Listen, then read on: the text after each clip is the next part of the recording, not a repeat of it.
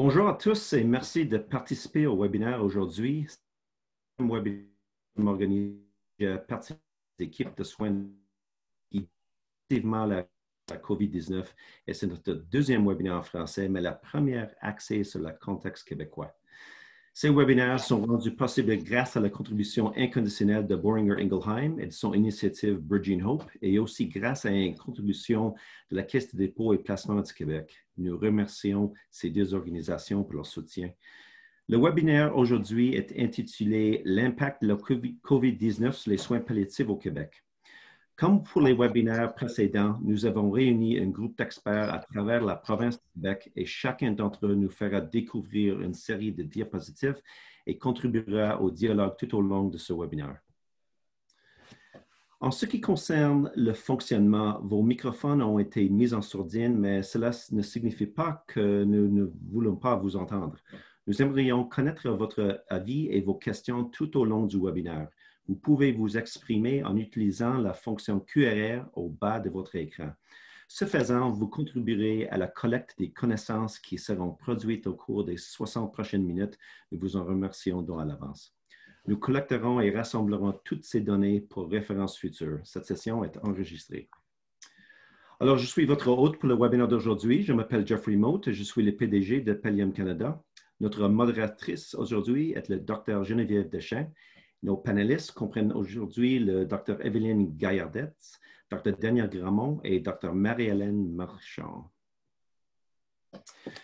Alors, comme déclaration de conflit d'intérêts, Pallium est une organisation nationale à but non lucratif fondée en 2000, basée à Ottawa et financée en partie par Santé Canada.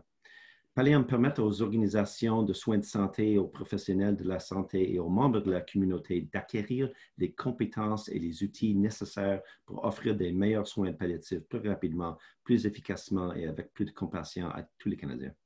En ce qui concerne les conflits d'intérêts, je suis un employé de Pallium Canada et aucun des présentateurs n'a de conflit à déclarer.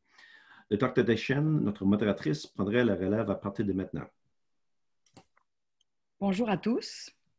Alors, les objectifs d'apprentissage de notre webinaire, on va essayer ensemble de comprendre pourquoi la COVID-19 a tant affecté nos résidences pour personnes âgées au Québec. On va identifier pour vous les différentes présentations cliniques de la COVID-19 selon l'âge. Et on va travailler sur les obstacles que nous avons vécus, chacune dans nos milieux, au traitement des patients COVID-19 en hôpital, à domicile. Et finalement, nous allons tenter d'apporter des solutions suivantes. Malheureusement, le Québec est la région au monde où il y a eu le plus de décès par COVID-19. C'est incroyable. Regardez cette ligne orange en haut, le nombre de décès par 1 million de population, et regardez la ligne rouge au milieu, qui est le Canada, qui inclut le Québec. Alors, vous allez comprendre pourquoi on a vraiment envie de vous parler de la première vague de COVID-19. Suivante. Nous avons vécu au Québec un tsunami de COVID-19, de décès par COVID-19, dont 80% a eu lieu chez des gens très âgés, 80 ans et plus. Et chez ces personnes âgées-là, 80% résidaient dans une résidence pour personnes âgées. Suivante. Pour qu'on puisse simplifier notre propos, il existe différentes résidences pour personnes âgées, privées, publiques, petites, grandes. On va toutes les regrouper sous un vocable qui va être résidence pour aînés ou résidence pour personnes âgées. Alors, pourquoi notre hécatombe dans nos résidences au Québec? On l'a su, le COVID-19 attaque particulièrement les gens âgés, mais surtout, malheureusement au Québec, nous n'avions pas de mesures épidémiques en place. Pas d'unité d'isolement, ni interne ni externe. Nos cas de COVID se mélangeaient aux autres patients. Grave manque d'équipement, étant donné que la commande par nos décideurs d'équipements de protection individuelle, s'est faite 1 mois plus tard, fin février, alors que les marchés internationaux étaient malheureusement saturés. Grand nombre de mouvements de personnel entre les chambres chaudes-froides, entre les unités chaudes-froides et entre les établissements. On le sait maintenant, c'est la recette du malheur. Absence de mise en place préalable de ventilation rehaussée pour les chambres COVID et les unités COVID, alors qu'on parle maintenant beaucoup des aérosols. Et finalement, et pas le moindre, pénurie de personnel sévère au départ, depuis de nombreuses années, qui a été décuplée par leur contamination massive, puisqu'en 4 mois à peine, 16 000 employés de la santé ont été contaminés. C'est majeur. Le ministère de la Santé québécois n'avait pas de plan pour les résidences de personnes âgées, ni publiques ni privées. Et les résidences privées, malheureusement, depuis 15 ans, on n'a pas accès ni à des équipes médicales ni infirmières 24 heures. Suivante. On termine par la présentation clinique. C'est très complexe, la COVID-19. Ce n'est pas une grippe. C'est une maladie de médecine interne. C'est une maladie multisystémique complexe qui se présente différemment selon l'âge.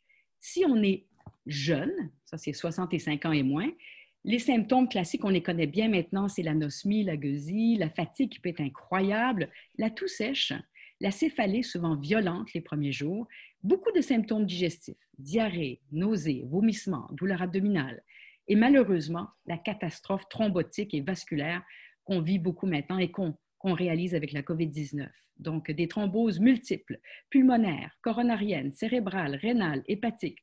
Je peux vous dire que nos médecins d'hôpitaux ont trouvé ça très pénible de voir des jeunes de 20-30 ans traverser des épreuves ainsi. Les insuffisances organiques aiguës. Nombreux sont nos patients atteints de COVID-19 de 20-30 ans qui ont dû passer par la dialyse. Insuffisance cardiaque chez des jeunes athlètes. Insuffisance pulmonaire, cérébrale, hépatique. Suivante. Chez les personnes âgées, on a eu une grande surprise. On était tous prêts pour perte de goût, perte d'odorat, la fièvre, la toux. Beaucoup de nos personnes âgées, les très âgées, les 80 ans et plus, on avait une diminution de l'état général. Classiquement, le monsieur âgé ne se levait pas ce matin-là parce qu'il était trop faible, ne buvait plus, devenait confus, somnolent, inconscient, mourait. Et cela pouvait se passer en quelques heures ou en 2-3 jours tout au plus. Et c'est là qu'on a compris que c'était des soins palliatifs accélérés, de grande vitesse, surtout chez les personnes âgées. Les troubles neurologiques ont prédominé sur les troubles pulmonaires. Peu de détresse respiratoire, mais beaucoup de délirium, de confusion, de somnolence, de précoma. La déshydratation était remarquable. Nos gens âgés étaient très, très déshydratés. On se questionne, est-ce que c'est relié à une insuffisance rénale aiguë, au simple fait qu'ils ne pouvaient plus boire, qu'ils étaient déjà très frêles? Ils étaient vraiment déshydratés. Et de nombreux troubles cardiaques, insuffisance cardiaque sévère des novo, troubles du rythme, arrêt cardiaque. Alors voilà, c'était les manifestations que nous avons notées chez les personnes âgées de la COVID. Alors, j'ai terminé pour mon préambule et je vais passer la parole à nos 3 conférencières. On va commencer par Dr Marie-Hélène Marchand pour parler, chacune d'entre elles, de leur vécu, de leur expérience de la COVID-19 dans leur milieu de travail. Dr Marchand a une double pratique de soins palliatifs, à la fois à domicile et aussi à l'hôpital Maisonneuve-Rosemont. Dr Marchand, à vous la parole. D'abord, merci, Dr Deschaines, puis merci tout le monde d'assister à ce webinaire et de vous intéresser à ce qui s'est passé au Québec. On a décidé de faire ça un petit peu personnel, parce que je pense qu'on l'a vécu dans notre tête, mais dans notre cœur aussi. Alors moi, avant de commencer dans le plus vif du sujet, il y a eu une mise en contexte de Dr Deschaines plus globale. Je vais vous en faire une un petit peu plus personnelle. Le territoire que je dessers, ça va vous mettre des mots sur cette image qui est assez parlante, où le feu est pris, comme on dit. Donc, le territoire que moi je dessers, c'est un territoire qui est densément peuplé. Une population vieillissante, probablement à Montréal, là, un endroit où on voit le plus de personnes âgées. À peu près 8 000, presque 9 000 sont en résidence pour personnes âgées de différentes natures, là, en perte d'autonomie, moyenne ou grande, ou pas du tout, mais en tout cas, il y a quand même beaucoup de personnes âgées, puis c'est une population qui n'est pas nécessairement très scolarisée. Donc, c'est notre premier ingrédient pour un incendie, les gens qui sont vulnérables, qui sont un peu tous mis ensemble, qui ont évidemment, pour la plupart, plusieurs comorbidités. Et puis, le deuxième ingrédient pour un incendie, c'est le fait que, malheureusement, les soins à domicile dans la communauté sont encore très peu développés. Plusieurs de ces résidences-là ont une pénurie de personnel. Et ça, c'était avant la pandémie, là, une grande pénurie de personnel, pas mal tous les professionnels, et des déserts médicaux. Ça veut dire que des secteurs, des résidences qui avaient accès à aucun médecin de famille. Donc, on peut s'imaginer qu'au moindre bobo, si la personne ne peut pas se déplacer dans une clinique sans rendez-vous, bien, on n'a pas le choix. Manque de personnel, manque de soins sur place, même si les gens sur place sont, parce que moi, j'ai rencontré des gens de cœur, des gens compétents, Mais quand tu n'es pas assez pour t'occuper d'un problème, bien, il faut que tu l'envoies à un autre endroit. Donc, assez facilement, les gens doivent être transférés à l'urgence et hospitalisés avec les conséquences sur le système qu'on connaît. Donc, ça, c'est les deux ingrédients. Et le troisième, vous le devinez, c'est le virus qui est rentré et qui a fait facilement son chemin dans nos résidences. Donc, les résidences que j'ai fréquentées sont dans les mêmes statistiques que ce que Dr. Deschaines nous a parlé.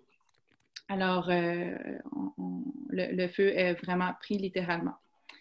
On peut changer de diapo. Plus personnellement, ça, c'est la mise en contexte. Après ça, qu'est-ce qui est arrivé? Moi, je suis rentrée, le feu était pris. Trop peu, trop tard. Je vous ai mis une photo, c'est une photo personnelle là, que j'ai prise quand je suis rentrée dans les résidences. Ce n'est pas des endroits que j'allais nécessairement dans ma pratique régulière. Moi, comme tantôt, le Dr. Deschaines disait, j'ai double pratique, mais pendant la première vague, je me suis concentrée dans les soins dans la communauté. Et puis, j'ai été appelée probablement beaucoup trop tardivement, mais à venir voir qu'est-ce qui se passait dans nos résidences pour aînés. Alors, l'image que j'avais envie de vous partager, c'est une image une situation qui m'a beaucoup touchée. Puis je pense qu'elle représente bien le propos que je vais vous décrire ensuite. Donc, ça, c'est des dossiers. C'est des dossiers médicaux qu'une infirmière a mis au sol. Puis c'était une résidence qui avait plusieurs étages. Donc, ça, c'était son unité à elle, une infirmière qui connaissait évidemment les gens depuis très longtemps. Et ça, c'est les gens qui sont décédés. Puis, quand je suis rentrée, elle avait mis de la musique, elle pleurait. Puis, elle disait, Docteur Marchand, c'est la seule façon que je peux honorer ces gens-là parce que je ne les reverrai plus. Puis, j'aurais voulu les accompagner jusqu'à la fin parce que je les connaissais, je connaissais leur famille. Mais malheureusement, ces gens-là sont décédés, la plupart, à l'urgence, sur nos étages d'hôpitaux, seuls, parce que les proches aidants n'avaient pas accès à ce moment-là de la pandémie.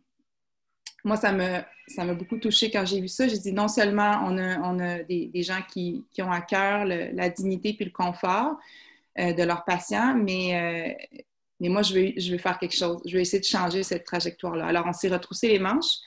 On a fait une petite équipe. On s'est dit, OK, ça s'est passé comme ça au début. On va essayer que ça ne se passe pas comme ça pour la suite. Alors, on a ouvert les portes, on est allé voir les résidents, les personnes âgées, puis on a découvert des gens très atteints, très malades, fragilisés par le COVID. Certains étaient diagnostiqués, d'autres pas, parce qu'évidemment, on se rappelle qu'on est en situation de pénurie. Donc, il y a un certain point où même les gens qui viennent dépister n'y vont plus parce qu'ils sont ailleurs. Donc, on faisait des diagnostics cliniques. Et puis, on s'est dit, on va commencer par savoir qu'est-ce que ces gens-là veulent. Est-ce qu'ils veulent être vraiment transportés à l'urgence? Qu'est-ce qu'ils veulent comme niveau de soins, niveau d'intervention médicale? Et puis, c'est un peu sans surprise qu'on a découvert que presque 100% des personnes âgées ne voulaient pas être transférées. Ils sont bien, ils sont chez eux, dans leur oasis de paix. Ils veulent des soins sur place, des soins de confort. Et parfait, c'est ma spécialité, je connais ça, j'ai tous les outils, j'ai les connaissances, alors on y va, c'est ça qu'on veut faire. Malheureusement, notre obstacle qu'on rencontre, c'est la pénurie de personnel. Donc, on a tous les moyens, toutes les connaissances, mais on n'a pas on n'est pas capable de garder les gens sur place.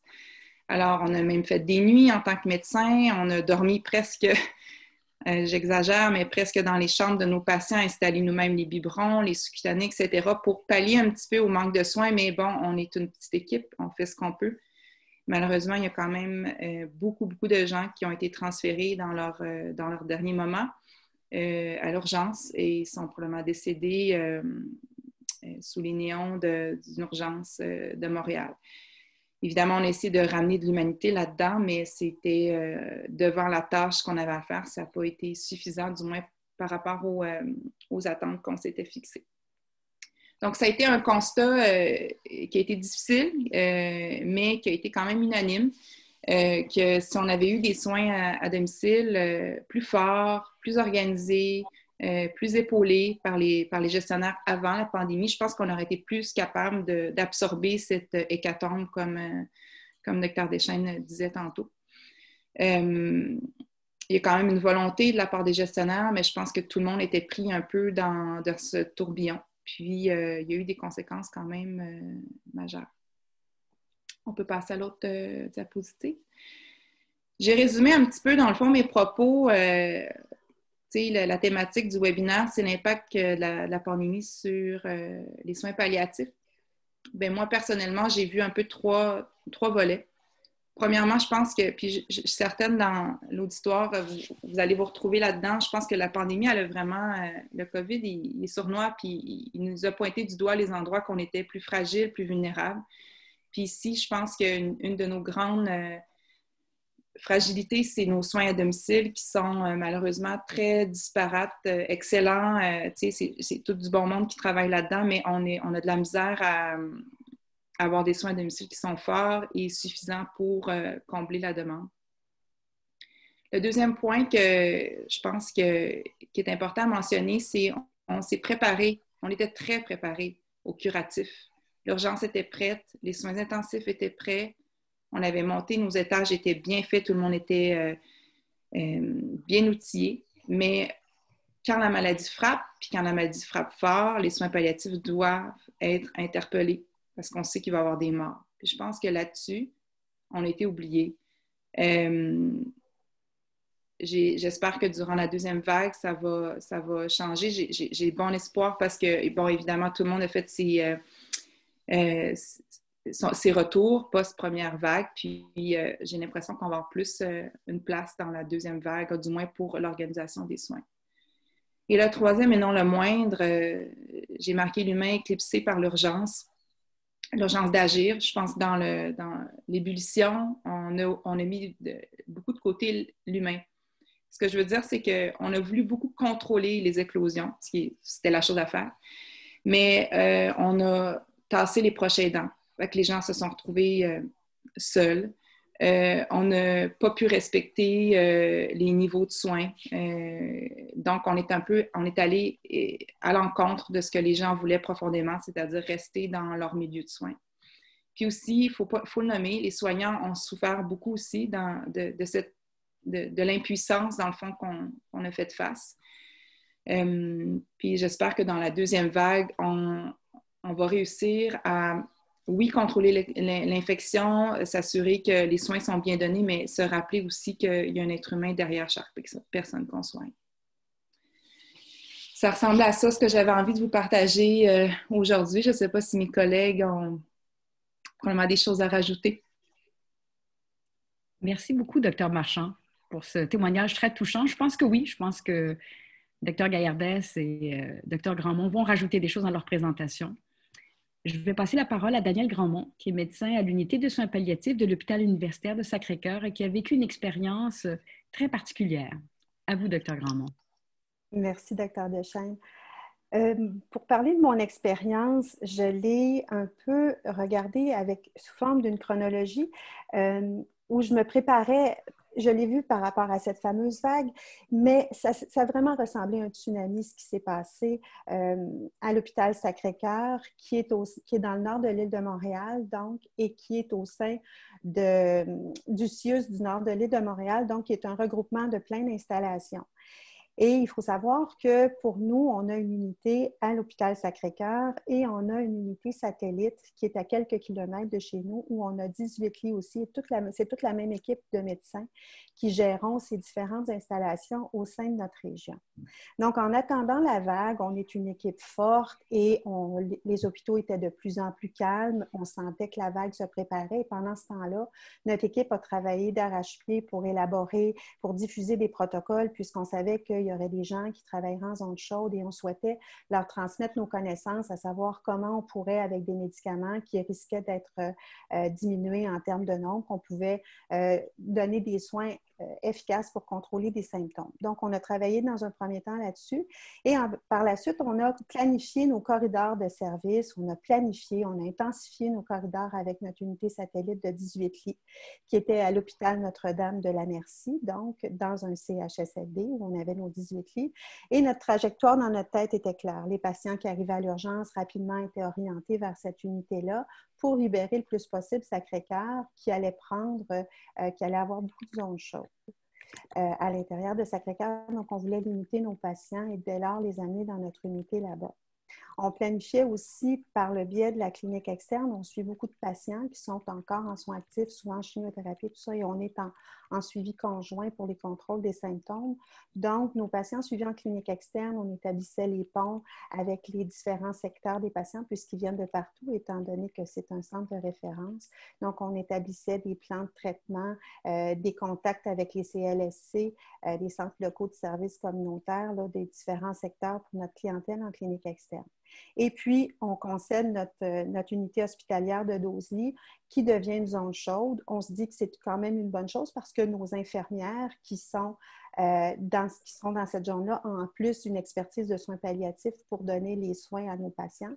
Et on se dit que c'est une bonne chose pour l'expertise nursing qui va rester là et on sait que nos patients vont aller en CHSLD. Suivante. Et là, la vague arrive. Et finalement, notre superbe de belle planification, tout a été apporté par la vague parce qu'il n'y a rien qui a fonctionné. La première chose, c'est que notre fameuse unité satellite au sein de l'hôpital Notre-Dame-la-Merci s'avère être un des premiers CHSLD qui est tombé en éclosion. Donc, rapidement, nos patients qui étaient dans cette unité-là ont été transportés d'urgence dans un autre secteur du centre hospitalier de soins de longue durée pour laisser notre unité à la zone chaude des patients pour les regrouper en zone chaude au sein du CHSLD. Et donc, nos patients dans le transfert ont malheureusement, pour la plupart, contracté la COVID et sont tous, à un moment donné, notre unité de Notre-Dame-la-Merci. Tout le monde est devenu contaminé par la COVID. Donc, c'est ce qui se passait sur notre voie de sortie de Sacré-Cœur. On ne pouvait plus aller là. La porte se fermait. À Sacré-Cœur, de plus en plus de patients, de plus en plus de zones chaudes et nos zones froides devenaient de plus en plus restreintes. Donc, les infirmières qui étaient dans notre zone chaude rapidement ont toutes été contaminées, infectées et sont parties en congé de maladie. Donc, l'expertise est partie parce que tout le monde était malade. Et puis, notre équipe médicale, voyant ça, on s'est mis à travailler en silo. Certains, comme moi, sont restés à Sacré-Cœur. D'autres de notre équipe étaient à domicile. D'autres ont été dans d'autres zones. Et puis, on essayait de tricoter notre journée quand on était à Sacré-Cœur, commencer nos patients en zone froide, aller ensuite en zone tiède. Mais on restait consultant pour les patients en zone chaude puisqu'il était convenu que ces patients-là étaient suivis par des équipes de spécialistes et que nous, ils pouvaient nous appeler n'importe quand en consultant. Donc, on était en support pendant la journée, mais souvent, c'est le soir qu'on pouvait passer voir les patients parce qu'on avait nos autres patients à voir avant. Et pendant tout ce temps-là où on essayait de tricoter en zone froide, tiède et chaude, eh bien, nos patients mouraient et puis ils mouraient seuls. Suivante. Donc, finalement, au cœur de la vague, eh bien, on a perdu notre unité qui était à Sacré-Cœur. On a perdu notre unité satellite qui a dû être remaniée. Ce serait trop complexe d'aller vers les différentes étapes qui ont mené à la reconstruction de cette unité-là. Mais ce qu'on voyait, c'est qu'on était face à un labyrinthe et que tous nos patients qui étaient non-COVID, on ne savait pas où les orienter dans le système puisque les maisons de soins palliatifs, d'autres sites où est-ce qu'on pouvait essayer de tenter d'envoyer nos patients, tout était fermé. C'était très compliqué pour nos patients qui étaient en zone froide. Et pour les patients en zone chaude, bien, c'était une autre histoire. Suivante. Donc, j'ai résumé finalement ce qu'on a vécu pendant la vague, que ça a été une improvisation suite à notre désarticulation. Toute notre équipe forte a été complètement désarticulée, la tête, les bras, le corps. Tout le monde était un peu morcelé, à travailler un peu en silo comme ils pouvaient, avec des gens qui étaient en maladie, qui revenaient. Et on a essayé de maintenir tout ça autant que faire se peut dans différents sites. Suivante. Donc, à la suite de tout ça, si on peut faire un bilan de la première vague, c'est qu'à tout le moins, on peut dire que nos protocoles ont réussi à apaiser les symptômes de nos patients et de ça, on en est très content. Je pense que les gens ont appris à les utiliser et il y a eu une nouvelle façon de faire dans la façon de gérer les symptômes. Les équipes qui étaient en zone chaude, par contre, ont fait face à énormément d'impuissance. Et puis, les patients qui entraient en zone chaude, souvent avaient des plans de traitement avec une visée curative. Et malheureusement, on se rendait compte qu'il fallait basculer vers des visées palliatives. Et parfois, ça arrivait un peu trop tard, cette bascule de la visée curative vers la visée palliative. Et les équipes interdisciplinaires ont malheureusement été des témoins trop souvent impuissants devant la mort qui arrivait et encore bien pire devant la mort et la solitude. Et c'est les équipes qui ont porté ça. Et je pourrais dire que le deuil des familles puis des équipes n'a pas eu la chance de se déposer depuis ce temps-là.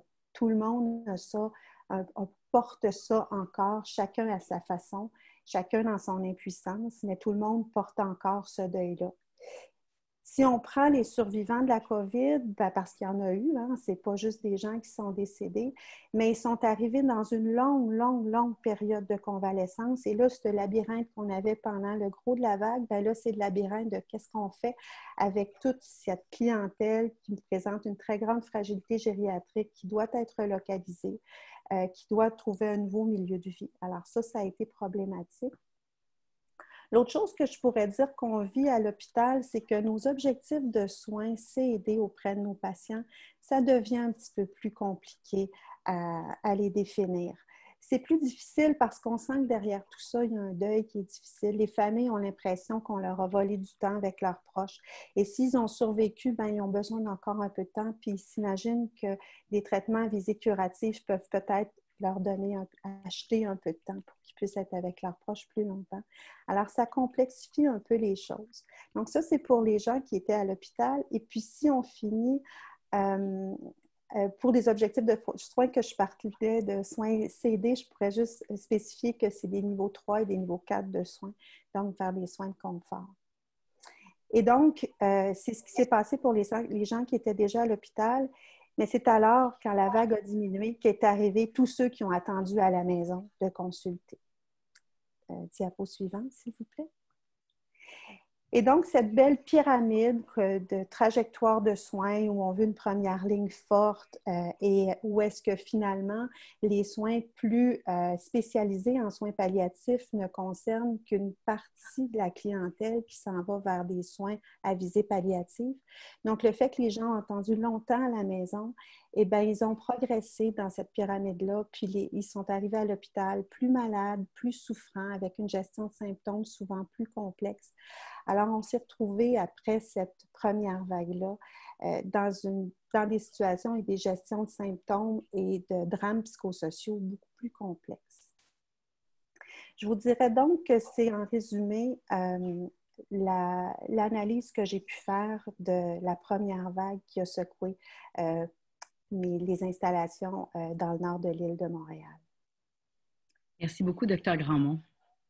Je vais finalement passer la parole au Dr. Evelyne Gaillardès, médecin de famille à Verdun, qui fait du bureau, de l'urgence et qui est notre chef d'équipe médicale au CLSC de Verdun, centre communautaire, et responsable aussi de l'implantation des équipes médicales à domicile pour notre centre de santé.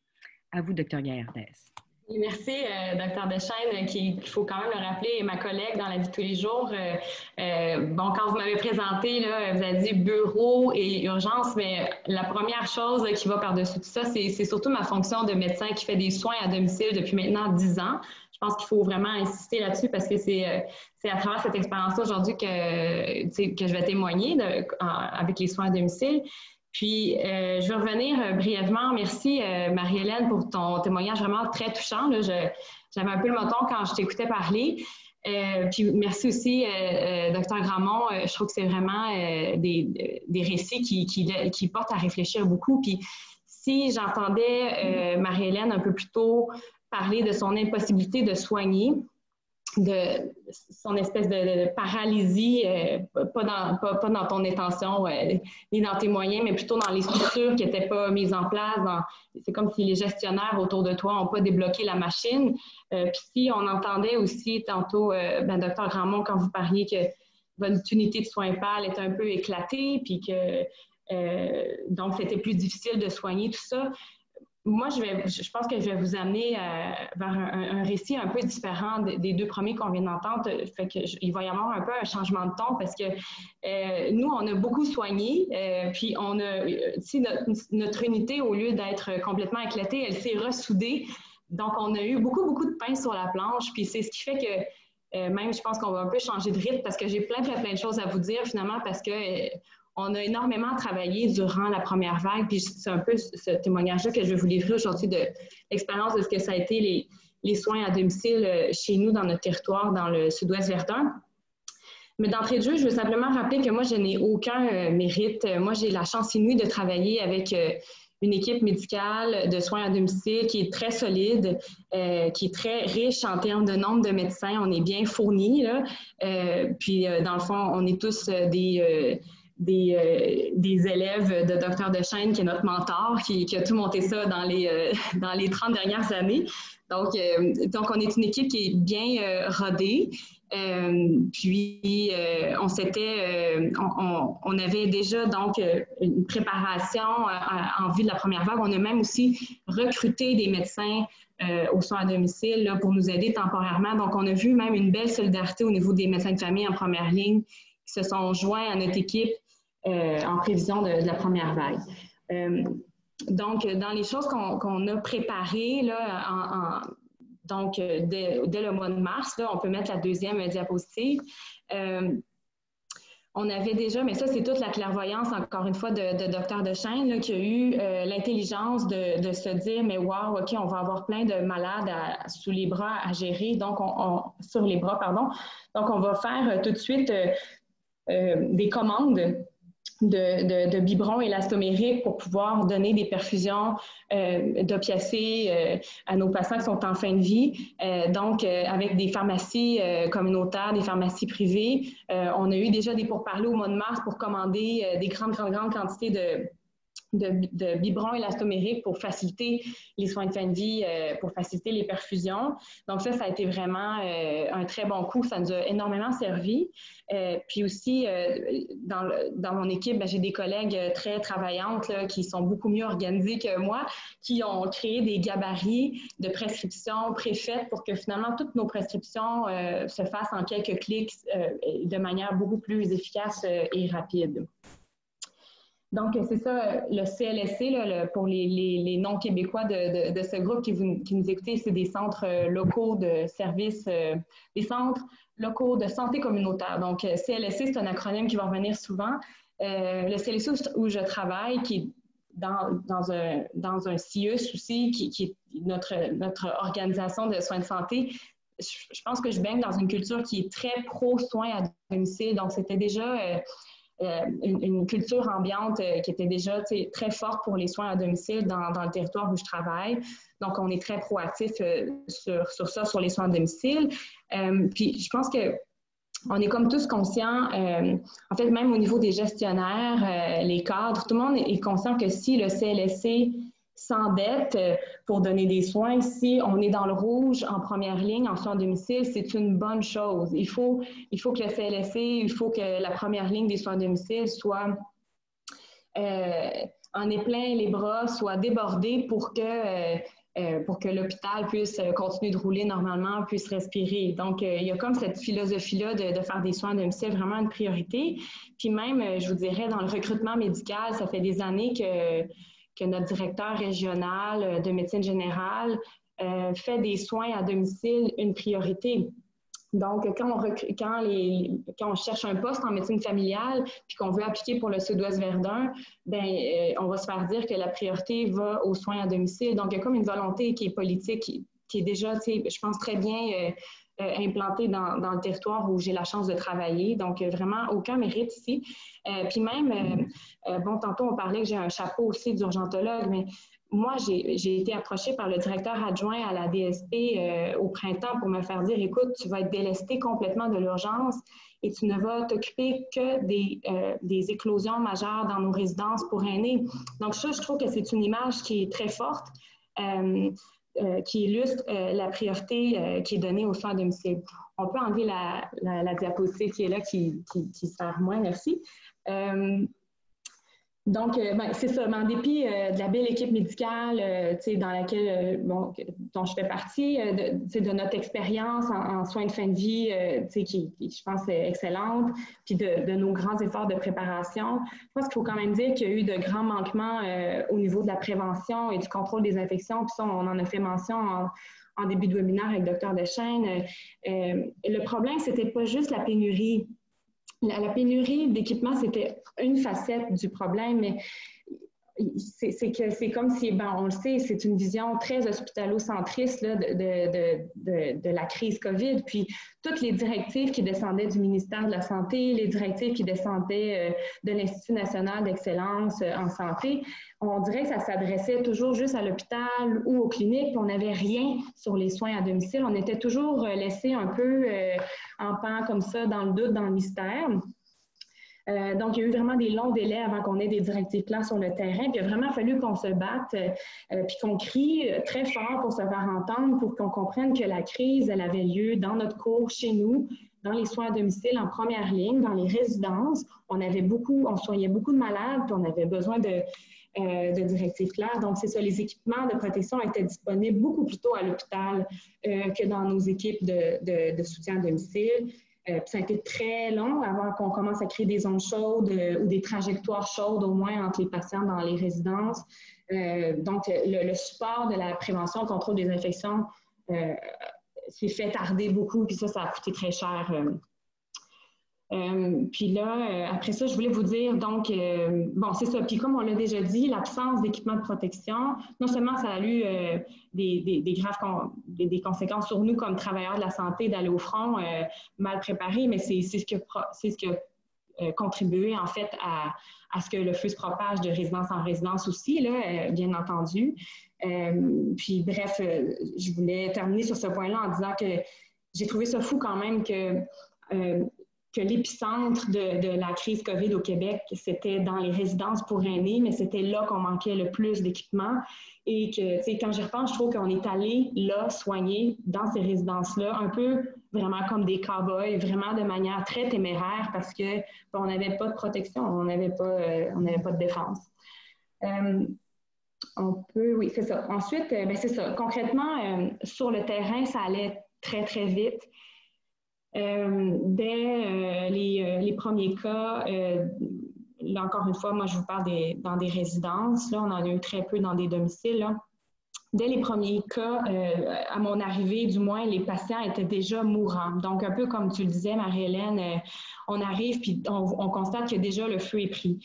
Donc on a vite senti l'urgence de mettre en place rapidement des soins de confort, évidemment de parler aux familles, d'orchestrer les soins avec les infirmières. Puis imaginez, c'est un travail colossal pour un seul patient. Donc, imaginez ce que ça représente quand on le fait pour des dizaines de patients en même temps. C'était très, très intensif. Puis juste quand même une petite mise en contexte aussi. Souvent, pour ne pas dire toujours, là, les médecins de famille, puis je ne veux pas faire un propos anti-médecins de famille, mais souvent, les médecins de famille qu'on essayait de rejoindre par rapport à leurs patients malades, bien, on n'arrivait pas à les rejoindre, puis c'est normal, c'est correct, ils ne sont pas toujours de garde. Puis quand on arrivait à les rejoindre, bien, ils ne sont pas nécessairement habitués à faire des soins palliatifs ou faire des soins de fin de vie. Puis dans d'autres résidences où on allait, il y avait parfois des médecins de résidence, donc des médecins attitrés à aller à la résidence, là, disons, toutes les semaines, tous les lundis, tous les vendredis, faire une tournée de patients. Mais ces médecins-là à qui on parlait nous confirmaient que, ben, eux, ils ne faisaient pas ça des soins de fin de vie, ils ne font pas ça des soins palliatifs, puis ils ne sont pas de garde pour leurs patients.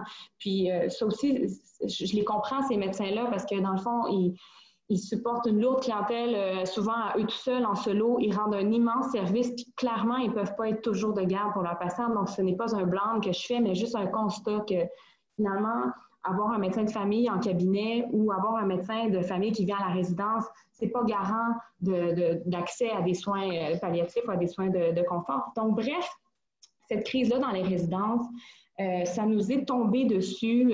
Quand je dis nous, je parle de l'équipe médicale des soins à domicile du CLSC de Verdun. Ça nous est, puis tous les professionnels de la santé, les infirmières, tous les professionnels des soins à domicile. Donc, ça nous est tombé dessus comme la foudre. Puis, on s'est vite mis en mode de médecine de guerre.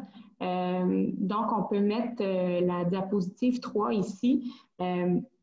On s'assurait de prescrire rapidement la médication en stand-by au chevet du patient pour que lorsqu'on en aurait besoin, que ça soit déjà là, déjà prêt.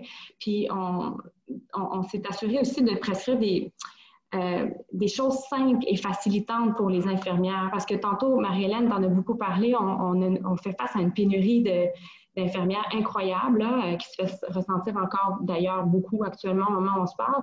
Donc, c'est pas le temps que l'infirmière court d'un patient à l'autre à donner des entredoses. Ici, c'est aux 2 heures, ici, c'est aux 4 heures. Donc, il fallait que ce soit simple, facilitant, aidant pour les infirmières. Donc, on posait des gelcos souvent au niveau de l'abdomen supérieur pour être loin des gouttelettes du patient, donc pas nécessairement en thorax comme on le voit d'habitude.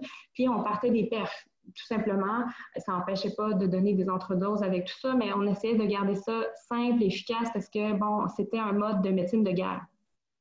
Les infirmières du CLSC ont travaillé très fort pour non seulement auprès des patients malades leur donner des bons soins, mais aussi à organiser toute la pharmacie sur place, comme une pharmacie d'hôpital finalement. On se souvient que habituellement, les gens qui vivent dans des résidences privées, leurs médicaments proviennent de la pharmacie communautaire, là, Jean Coutu, Uniprix, Pharmaprix. Et donc là, de manière exceptionnelle, on a créé des réserves de médicaments à usage collectif, là, ce qui était bon pour Jeannette est bon pour Huguette, puis la médication, elle pouvait servir un peu pour tout le monde, bien entendu, en individualisant verbalement avec l'infirmière ce qu'on faisait pour tout un chacun, mais on s'est fait des réserves de médicaments pour répondre au grand volume de patients malades. Puis ça, bien, c'est beaucoup les infirmières qui ont travaillé fort à créer cette pharmacie-là sur place.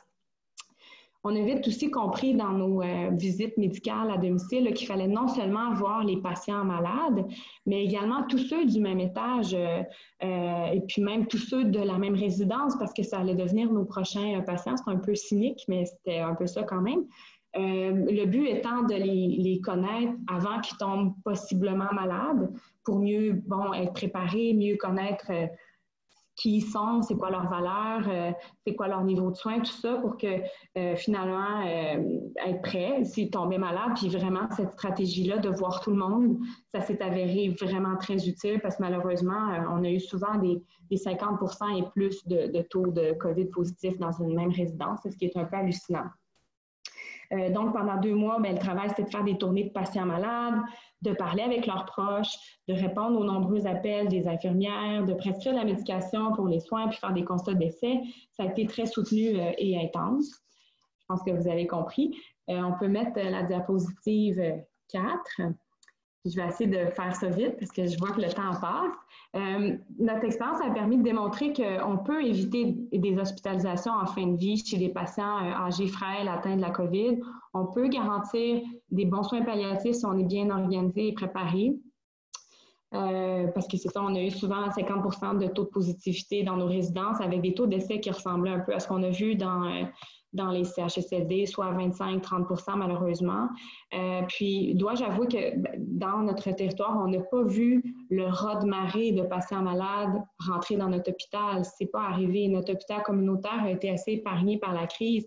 Puis, je pense que c'est le reflet de notre travail en première ligne à domicile. Puis je pense qu'il faut garder en tête que mon expérience à moi est ancrée dans une réalité qui est très montréalaise, là, un milieu urbain densément peuplé. Tu en parlais tantôt, Marie-Hélène, là, on a beaucoup de vieux, de patients âgés qui vivent dans nos territoires sous le même toit, beaucoup de résidences. Je pense que dans le sud de l'Est, Marie-Hélène, vous avez 50 et plus résidences privées. C'est énorme, là. Beaucoup, faut être conscient que du côté densément peuplé qui ajoute au fardeau de cette crise-là. Mon Dieu, il faut que j'aille vite, mais ce qui a fait toute la différence aussi, je pense, entre mon expérience puis celle de Marie-Hélène, par exemple, c'est que, bon, j'en ai parlé un peu, mais l'implication du CLSC chez nous était très forte. Le CLSC était très généreux. On a fourni des corps de travail de nos infirmières, jour, soir, nuit.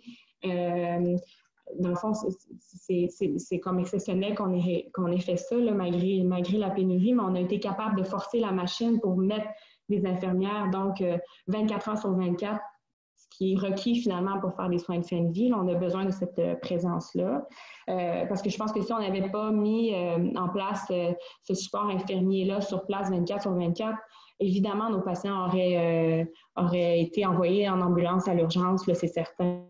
Puis on sait que les familles étaient très peu présentes pendant la première vague, là, puis on comprend pourquoi. Souvent, les proches avaient peur d'être infectés eux-mêmes. Puis Notre expérience a mis en évidence qu'une éclosion majeure dans une résidence pour aînés entraîne un besoin d'une réponse urgente en soins palliatifs. On a vu que la COVID du printemps 2020 était très mortelle et donc que la réponse devait être pour ce type précis de patients d'offrir des soins palliatifs de qualité.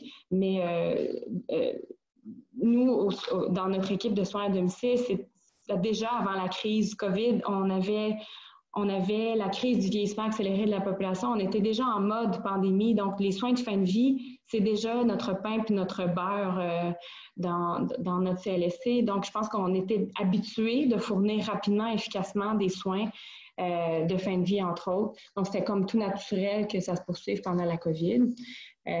Puis, je veux terminer sur ça, puis je vais me dépêcher. Ce qui est nouveau avec la crise COVID, puis je pense pas qu'on a abordé ce point-là jusqu'à maintenant, mais c'est la particularité de devoir travailler en étroite collaboration avec les résidences pour aînés. En général, quand on soigne un patient, on parle à notre patient, puis on inclut la famille, puis le prochain aidant dans la discussion. Mais là, il y a un troisième joueur. Le troisième joueur, c'est la résidence privée qui n'a pas nécessairement le même agenda que nous.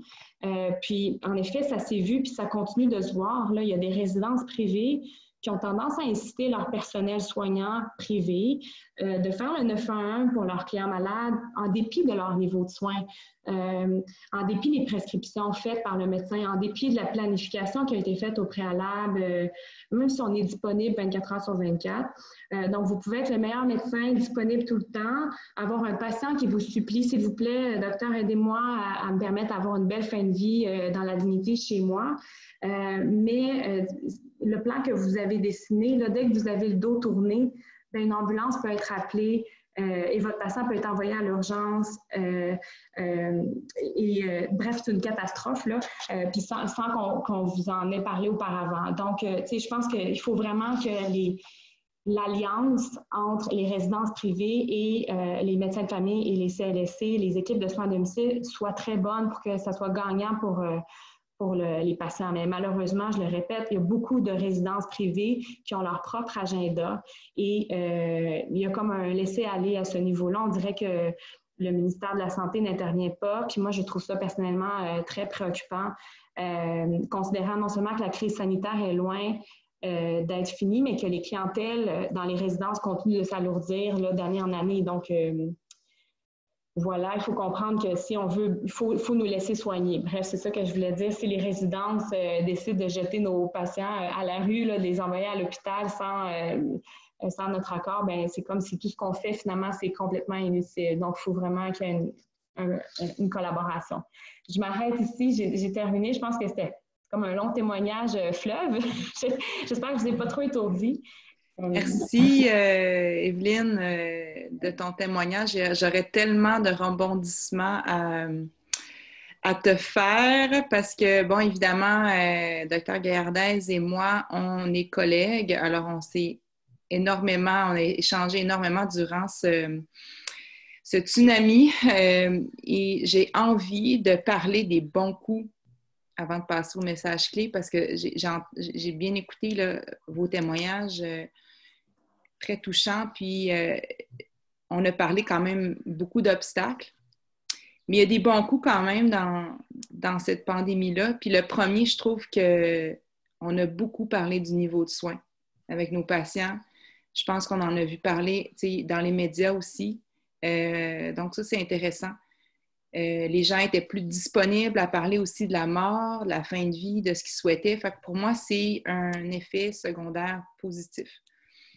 L'autre bon coup qui est très pharmaceutique et technique, mais c'est les biberons. Dr Gaillardaise, Evelyne, elle a passé quand même un peu vite parce que ce n'était pas nécessairement le but de la présentation, mais moi, je vous invite à aller voir, à aller lire là-dessus.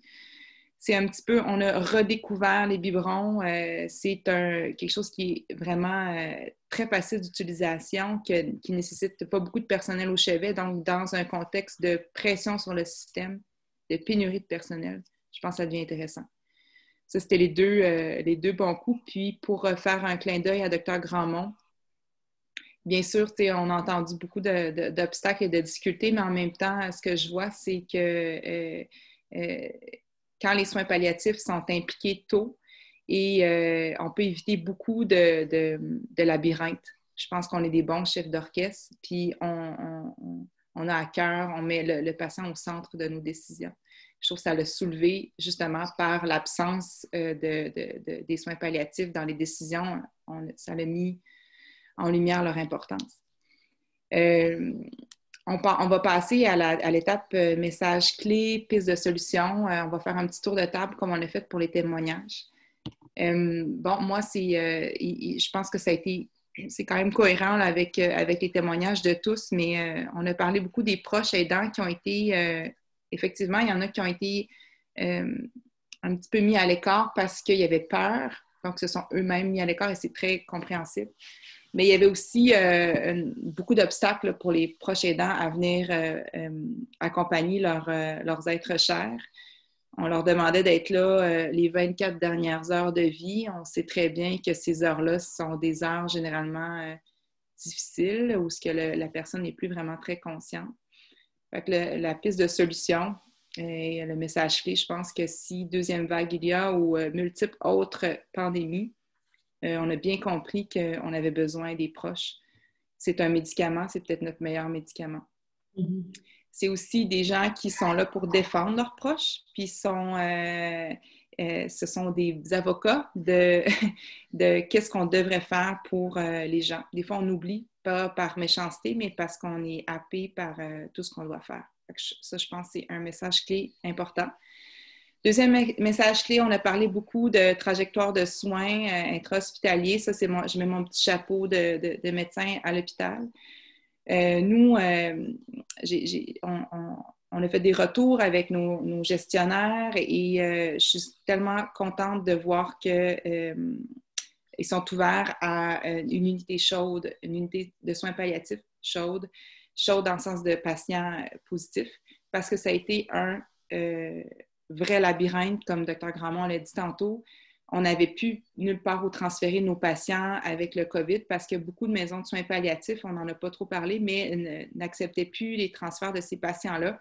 On n'avait nulle part où les envoyer, donc ils se sont retrouvés dans des chambres à 4 avec pas le personnel nécessaire, qui ne connaissait pas les soins palliatifs. Bref, je pense que si un transfert il y a, une unité chaude, ça serait une idée intéressante à explorer.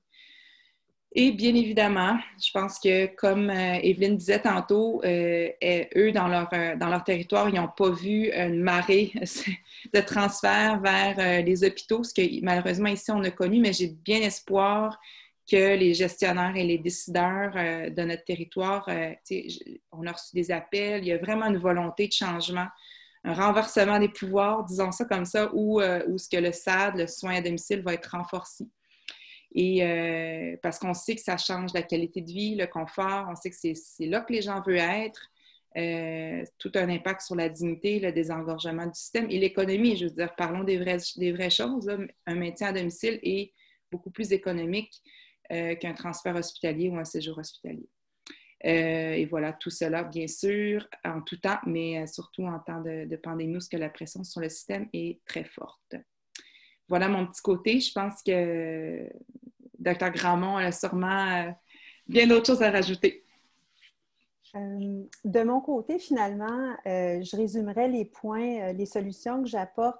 Je les imagine finalement comme, je verrais là, des petites souris avec une cape de Superman au sein d'un labyrinthe et puis que le trajet soit connu par toutes ces petites souris-là qui pourraient trouver le chemin finalement pour accompagner nos patients dans leur trajectoire de soins. Donc finalement, les solutions que j'apporterais, c'est d'implanter une trajectoire de soins qui est claire et qui est fluide surtout.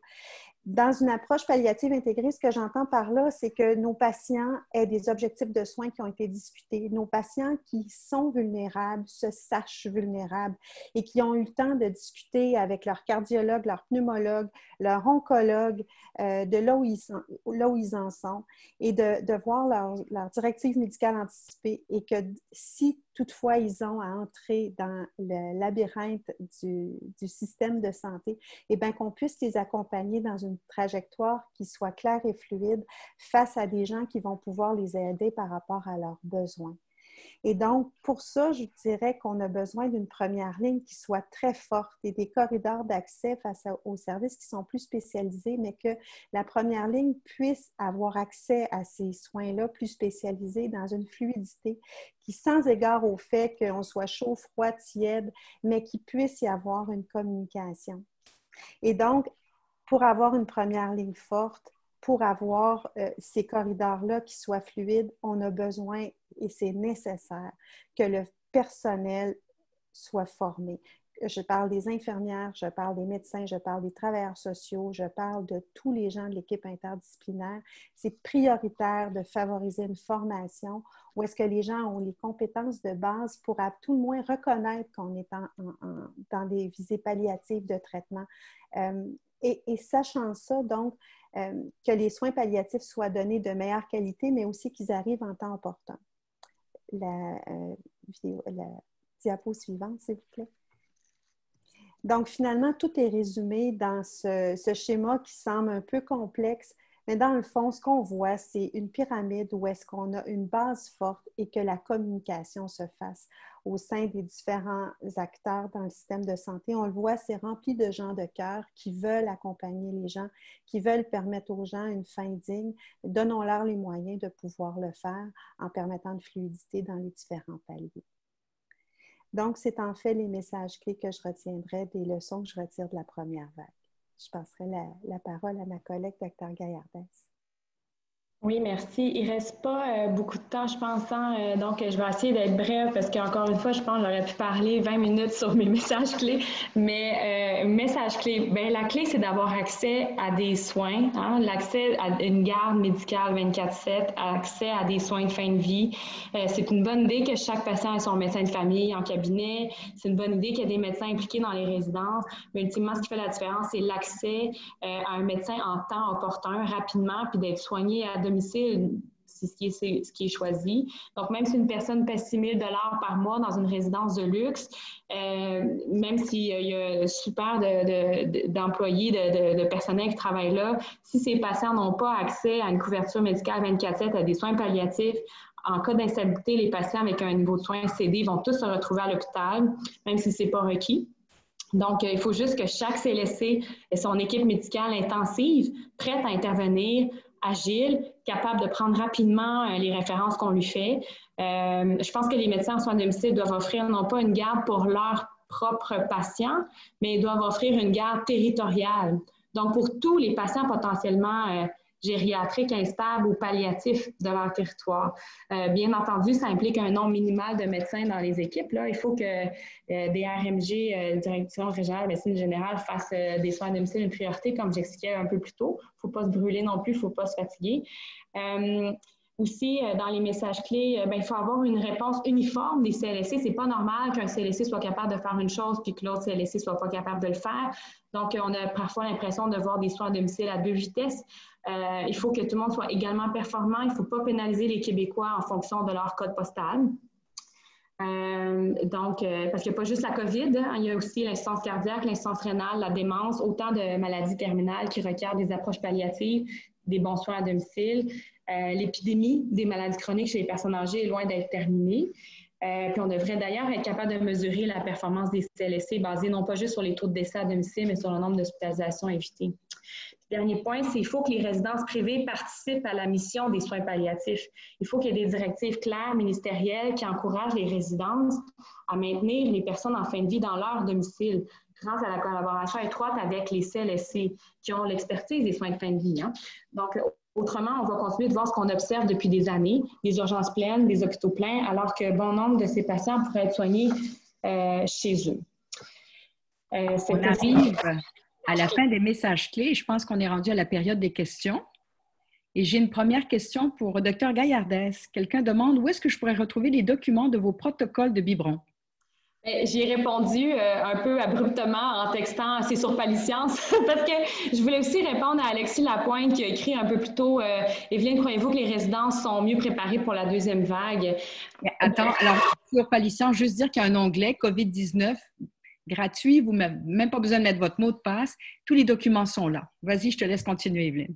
Oui, ben, je trouve la question fort pertinente. Là. On sait, on a plein de résidences de personnes âgées au Québec. Donc, est-ce que les résidences sont mieux préparées? Ça dépend sur quel plan, mais je pense qu'en termes d'équipement de protection de l'équipement, ça va bien. Je pense que maintenant, les équipes de protection et de contrôle des infections, là, la PCI de chaque CIUS, désolé pour l'autre acronyme, là, est probablement beaucoup plus prête à intervenir promptement dès qu'il y aurait une moindre éclosion dans une résidence. Donc ça, déjà, c'est mieux. C'est mis en place, disons, le côté contrôle de l'épidémie. Mais après, qu'est-ce qui va faire qu'un patient qui vit dans une résidence privée, qui tombe malade de la COVID ou de d'autres choses, qui est frêle, qui est âgé, peu importe, qui a un niveau de soins cédé, qu'est-ce qui va faire que cette personne-là va avoir droit à des soins sur place, à domicile? C'est pas l'organisation comme telle de la résidence, mais c'est plutôt, est-ce que le filet de sécurité du CLSC qui est là, est-ce que l'équipe médicale du CLSC est disponible, est-ce qu'elle est existante, est-ce qu'elle est prête à intervenir rapidement?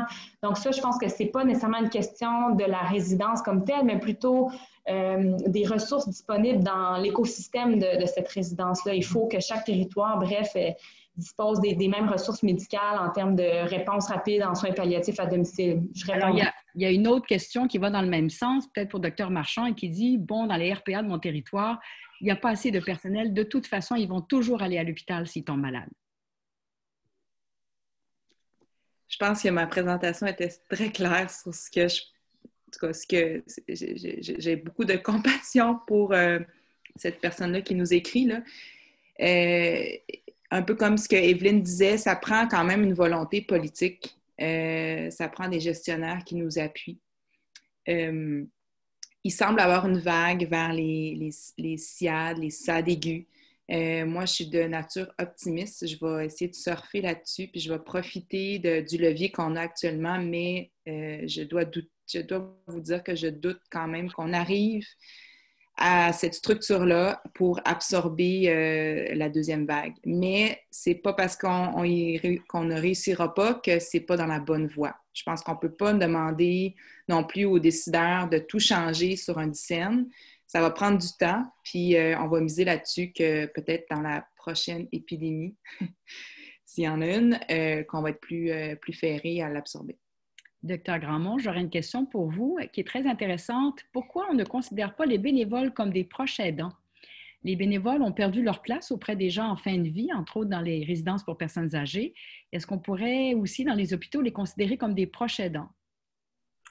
De mon expérience que j'ai entendue par rapport aux maisons de soins palliatifs, puis je dois dire que dans tous nos témoignages, malheureusement, autour de la table, il n'y avait personne des maisons de soins palliatifs. Et c'est des milieux très importants dans la trajectoire de soins. Et effectivement, qu'ils ont été souvent mis en vase clos parce qu'on souhaitait que ces milieux-là puissent rester le plus froid possible, donc ne pas recevoir de patients avec la COVID pour ne pas contaminer les autres et tout ça. Si je reviens avec les maisons de soins palliatifs, c'est que les maisons de soins palliatifs fonctionnent beaucoup avec l'implication des bénévoles. Et ce que j'ai entendu donc, c'est que beaucoup de bénévoles sont souvent, pas toujours, mais souvent âgés en haut de 60 ans, et donc s'exposent de toute façon pour eux-mêmes à des situations. Et c'est pour cette raison-là que plusieurs milieux ont fait le choix, et c'était le choix, un choix concerté, autant du bénévole que de la direction, que ces gens-là cessent leur travail de bénévole. Maintenant, il faut penser que notre première vague a été où est-ce qu'on était beaucoup effrayés, les gens étaient moins habitués avec tous les équipements de protection. Là, c'est peut-être un peu plus intégré. Est-ce qu'au moment de la deuxième vague, ça sera des options qui pourront être peut-être plus investies dans tous les gens qui sont venus en aide de service? Je pense que ça pourrait être une option intéressante, mais le risque zéro n'existe pas. Alors, comment gérer ça quand on parle d'un travail bénévole auprès de patients très malades? La question se pose. L'autre chose que j'ajouterais, c'est qu'il faut savoir, donc, j'ai abordé le travail, tout l'aspect du deuil. Et est-ce qu'il y a des gens qui voudraient venir soigner leur deuil en étant auprès des patients très malades et à qui on rend service à ce moment-là? C'est une question qui se pose et je voudrais que ces bénévoles-là soient vraiment bien encadrés par des équipes qui sont capables de reconnaître les signes de vulnérabilité parce qu'il n'est pas bénévole qui veut auprès de cette clientèle-là. Merci, Dr. Grandmont. Il y a une autre question très technique mais pratique. On a fait les certificats de décès à distance par l'application React. Alors, Dr. Gaillardès, pourriez-vous expliquer un peu comment ça fonctionnait? Ben oui, je peux y répondre, ça va me faire plaisir. Je trouve que c'est quand même peut-être moins intéressant pour toute la discussion globale qu'on a, mais tu sais, React, c'est une application de chat sécurisée, là. Fait que dans le fond, l'infirmière fait son constat de décès. Le gros enjeu, c'est que les infirmières soient formées pour avoir le droit de faire leur constat de décès. Puis après, ben, nous, les médecins, à distance, on peut être ailleurs, puis recevoir la confirmation que le patient qu'on connaît, pour qui un décès était attendu, prévisible, c'est produit malheureusement. Puis là, on peut remplir le bulletin de décès à distance, le prendre en photo, puis l'envoyer à la maison funéraire pour qu'elle vienne chercher le corps. On n'a pas besoin d'être au chevet du malade. Donc ça a ajouté beaucoup, beaucoup d'efficacité. Mais je l'ai quand même, encore une fois, là, je suis opportuniste, là, mais pendant que je parle, je veux profiter j'aimerais peut-être qu'on regarde le commentaire de Sylvie Dufresne, là, qui est une collègue, Dr. Dufresne, qui j'aurais envie de lire quelques mots de ce qu'elle nous partage, là. J'espère que ça ne va pas la froisser, mais je trouve que c'est très pertinent, là. Elle nous dit, pendant la pandémie, le plus difficile, le plus frustrant n'a pas été de soigner des patients, mais d'avoir eu des bâtons dans les roues de la part des administrateurs des résidences privées. Les résidences privées veulent se délester des patients lourds et ne veulent pas donner des soins de fin de vie. Dans certaines résidences, c'est même mentionné dans le bail. Puis ça, j'ai été vraiment témoin de ça, moi aussi, que c'est impossible de faire des soins de fin de vie. C'est écrit dans le bail tel que tel. Donc, pour une résidence privée, c'est plus facile d'appeler une ambulance pour transférer les patients que de leur donner des soins, même pour des patients niveau 3-4, malgré la volonté des patients de rester chez eux.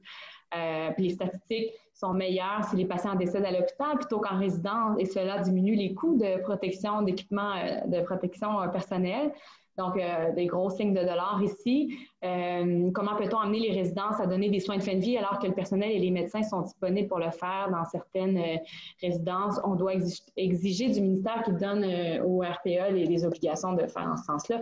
Bref, je trouve ce commentaire, ça rejoint mon propos, puis merci de l'avoir souligné, Dr. Dufresne, parce qu'effectivement, les résidences privées pour aînés ont des agendas bien à eux. En fait, on revient souvent, toutes les trois, je vous écoutais, sur le fait qu'à la base, on veut, on peut, mais il y a des décisions qui doivent se prendre en haut directement au ministère pour favoriser les soins palliatifs en milieu de vie. Et on bloque, entre autres pour les RPA, où, vous savez, les Québécois sont très nombreux, beaucoup plus nombreux en ressources privées pour aînés au Québec que dans les autres provinces canadiennes. C'est un choix de vie de nos personnes âgées. Malheureusement, il n'y a pas de service infirmier 24 heures, il n'y a pas de soins palliatifs 24 heures. Alors, si on essaye, Dr. Gaillardès travaille très fort sur ce dossier-là, on essaye de faire percoler vers le ministère cette préoccupation-là. Malheureusement, pour la deuxième vague qui est déjà commencée, il n'y a pas de changement. Je dois quand même nommer quelque chose. J'ai eu un témoignage de quelqu'un qui fait des suivis à domicile. Et il y a quand même, pendant la première vague, des familles qui ont souhaité que la fin de vie se fasse en maison de soins palliatifs pour toutes sortes de raisons. Et ils ne se sentaient pas équipés pour accompagner jusqu'à la fin, même si les équipes auraient pu et tout ça, mais la famille en font le choix. Puis ce n'est pas toutes les fins de vie qui sont faciles à gérer à domicile.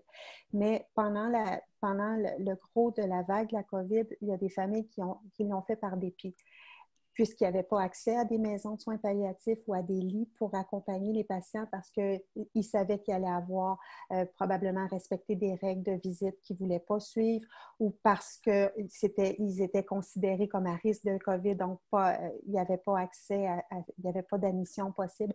Donc, il faut aussi penser qu'il y a des patients qui veulent décéder dans d'autres structures que le domicile, puis il faut pouvoir donner ce corridor-là aussi pour faciliter la chose aux familles. Oui, c'est ça. Je trouve que c'est intéressant parce qu'effectivement, on a besoin d'une trajectoire pour des fins de vie COVID, pour des soins PAL COVID. Puis en ce moment, nos maisons de soins PAL sont froides, les unités de soins PAL dans les hôpitaux sont froides. Puis on a plein de patients qui désirent ne pas rester chez eux, qui veulent être admis, par exemple, dans une maison de soins palliatifs, tout ça. Mais là, c'est comme si on n'a pas prévu d'endroit pour eux. Je pense que pour moi, souvent on parle beaucoup des statistiques de pourcentage de gens qui sont décédés à domicile. bon, pour moi, la statistique la plus importante, ce serait le pourcentage de gens qui sont décédés dans le lieu de leur choix. Puis, c'est une chose tu sais, le pire, moi, je pense, c'est de ne pas pouvoir respecter ce souhait-là. Moi, j'ai aucune misère à transférer quelqu'un en unité de soins palliatifs. Je le fais quotidiennement. C'est quand on ne peut pas le faire, qu'on ne peut pas garder les gens à domicile alors que c'est ça qu'ils veulent. C'est ça que je trouve ça fâchant. Puis là, on a beaucoup de chemin à faire, tout comme on a beaucoup de chemin à faire à offrir davantage de services et de places en unité de soins palliatifs au Québec. Alors, une question pour le Dr Gaillardès. Trouvez-vous que la rapidité d'évolution des cas de COVID, ça change le visage des soins palliatifs? Ben oui, vraiment, parce que, tu sais, je trouve que habituellement, quand on est dans un contexte palliatif, je pense que le Dr Grandmont puis le Dr Marchand vont pouvoir aborder dans le même sens que moi. Normalement, on connaît notre patient, on fait une alliance avec notre patient, on apprend à le connaître, on le suit. On le suit pendant un bout de temps, quelques mois, des fois des années quand on est chanceux. Puis, on le suit à travers le parcours de sa maladie. La fin de vie de COVID, c'est un peu comme une fin de vie d'une pneumonie d'aspiration. C'est une fin de vie d'influenza. C'est une fin de vie infectieuse, rapide, imprévisible, qui n'était donc pas, qui arrive comme ça, qui nous tombe dessus. Donc, comme moi, j'ai trouvé personnellement que ça ressemblait un peu à de la médecine d'urgence par moment. Ça prenait pas nécessairement toujours des bonnes compétences de médecins de soins palliatifs pour bien soigner des patients qui ont la COVID, parce que c'est pas si complexe que ça au niveau pharmacologique, par exemple. C'était pas des grands syndromes douloureux. J'ai pas prescrit de kétamine à personne, là, mais c'était vraiment une question de débit, de grands volumes de patients, mais des soins assez simples. Donc oui, ça change définitivement le visage des soins palliatifs pour plein de raisons, mais aussi, entre autres, à cause du caractère rapide, fulgurant, imprévisible. Voilà. J'ai une dernière question, je ne sais pas à qui l'adresser. Elle est très technique. On parle de fin de vie de COVID et un médecin demande, est-ce que c'est un médecin ou une infirmière? Est-ce qu'il faut, pour la fin de vie de COVID, avoir un N95 pour être protégé? Le débat qui fait rage dans tous les milieux, incessamment, tout le temps, ça a tellement suscité de discussions, ça nous a donné mal à la tête, tout le monde.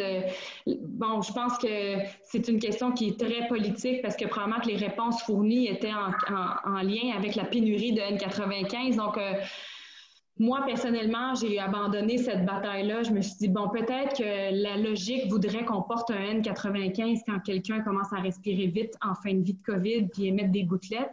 Mais étant donné aussi qu'on n'a pas vu beaucoup de détresse respiratoire, c'est arrivé, là, des patients qui respiraient à 40, 50, bon, mais la plupart du temps, j'ai pas trouvé, bon, peut-être que ce que je veux dire, c'est ésotérique, mais j'ai pas trouvé que c'était des grands émetteurs de gouttelettes, nos fins de vie de patients évidentes. J'ai trouvé que c'était surtout des fins de vie de diminution de l'état de conscience, donc pas très sécrétoire, puis on portait des masques, puis bon, c'est ça. Écoutez, j'ai pas la réponse dans le fond scientifique à cette question-là, mais je pense que mes collègues sont peut-être aussi dans le doute comme moi, là, parce que c'est pas simple là, comme à répondre le N95. Il n'y a pas de réponse claire. On a découvert que la bouche des mourants de COVID était extrêmement excrétoire. Il y avait une très grande densité de virions dans cette bouche-là, mais en même temps, si le patient ne tousse pas ou ne respire pas fort, probablement qu'il n'y en a pas tant que ça.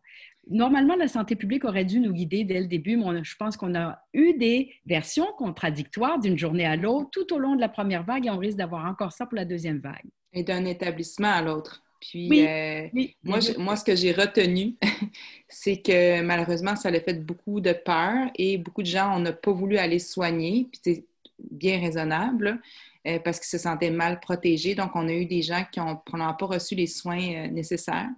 Moi, ce que je retiens de cette confusion-là, c'est deuxième vague, j'avais donné tous les N95 aux préposés, aux infirmières, puis moi, je mettrais mon petit sac en papier. Parce que nous, les médecins, on est capable de se tenir à distance, puis les préposés, les physios, tous ceux qui sont proches, quoi qu'une physio en fin de vie, c'est plutôt rare, mais en tout cas, ceux qui vont être impliqués dans la fin de vie, c'est eux qui devraient avoir les N95 si jamais c'est un enjeu. Alors, je conclue ici en redonnant la parole à Jeff pour la conclusion du webinaire. Et voilà, notre temps est déjà écoulé. Au nom de Pallium Canada, je tiens à remercier notre modératrice et les panélistes pour le temps qu'ils ont investi dans la réalisation de ce webinaire et pour le riche dialogue qui s'en est suivi. Nous vous sommes très reconnaissants pour le contenu que vous nous avez communiqué aujourd'hui. Et un grand merci à vous tous, nos participants, d'avoir pris le temps d'assister à ce webinaire. J'espère que vous l'avez trouvé utile. Nous sommes heureux de produire d'autres webinaires en français avec notre partenaire Paliscience pour soutenir les travailleurs de la santé qui continuent à diriger la réponse à la COVID-19. Il existe un certain nombre de ressources en ligne gratuites disponibles sur les sites web de Paliscience et Pallium. Je vous encourage donc à en profiter. Ce webinaire sera téléchargé sur le site web de Pallium dans les prochaines 24 heures. À l'issue de ce webinaire, vous recevrez un courriel avec un lien pour nous faire part de vos commentaires sur la session d'aujourd'hui. Je vous encourage tous à y répondre afin que nous puissions améliorer ces webinaires à l'avenir. Je vous remercie.